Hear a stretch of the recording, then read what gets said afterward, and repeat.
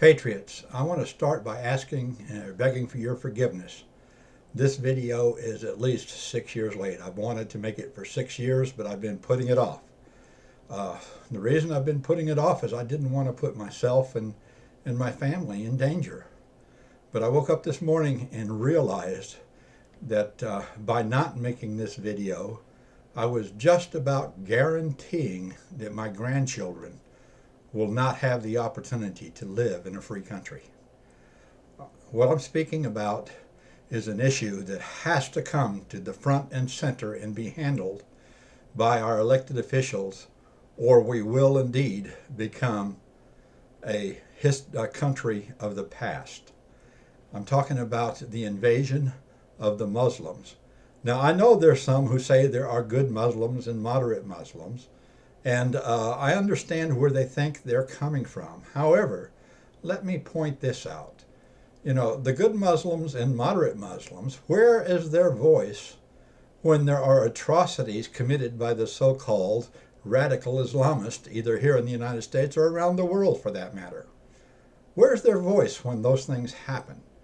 And those of us who are Christians and believe in the Bible, we know that Romans chapter 1 informs us that those who condone wrongdoing are just as guilty as the ones doing the wrong. So in that aspect of it, there are no good Muslims or moderate Muslims unless they are actively speaking out against the actions of the others. And it's pure and simple fact that Muslim theology, or I guess you could call it theology because they claim Allah is God. Muslim theology calls for the enslavement or the death of all infidels. And an infidel is all who do not come and adhere and sign up with the Muslim way of thinking. If you don't convert to Islam, you're an infidel. And their Bible, their Quran teaches them that they have to either subjugate us through enslavement and take our tax money, or they have to kill us. I mean, you can't deny it. It is there. And the fact that our current situation in the United States affords the Muslim movement the cloak or the mantle of being a religion, they have freedom to exercise their, quote, religion inside their mosques and gathering places and their training camps around the country, and they have protection of their activities because of the First Amendment. Now, something has to be done about this. I'm not for doing away with freedom of religion as given in the First Amendment. I am, however, for passing a constitutional amendment to clarify the definition of religion. We do not have to make a list of denominations and religions that qualify as being a religion.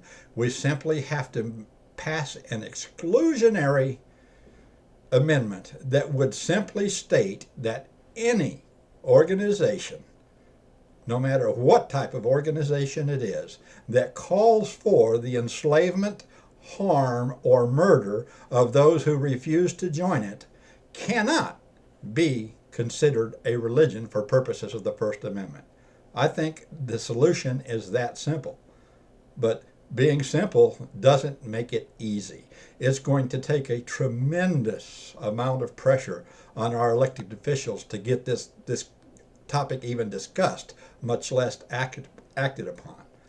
Now, we do know where one of the, quote, moderate or so-called good Muslims stands on this issue, and that's the one that we had as the president for 8 years. He was very clear in his biography that he wrote that when it came to the rubber meeting the road, that he was going to side with the Muslims. And so he did. He ensconced multitudes of deep state Islamic operatives within the bureaucracy of the United States government. Don't doubt me, he did it.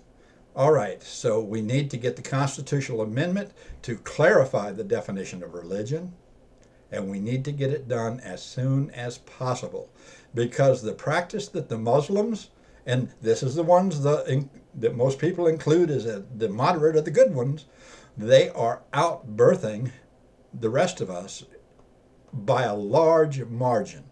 I mean, it's just amazing how many children each female Muslim in this country is having. And they are doing it on purpose. It is part of a strategy of theirs that was revealed to the rest of the world decades ago. People just decided to close their eyes and ears and not believe it. But it has already happened in countries such as Sweden, Britain, Germany, France, Belgium, and other places in Europe and around the world. It's already started here, and if we do not do something soon, it's going to go beyond the point of no return. Once again, I ask for your forgiveness for not doing this video earlier, and I ask for your support in getting as many people as you can alerted to this situation. I thank you.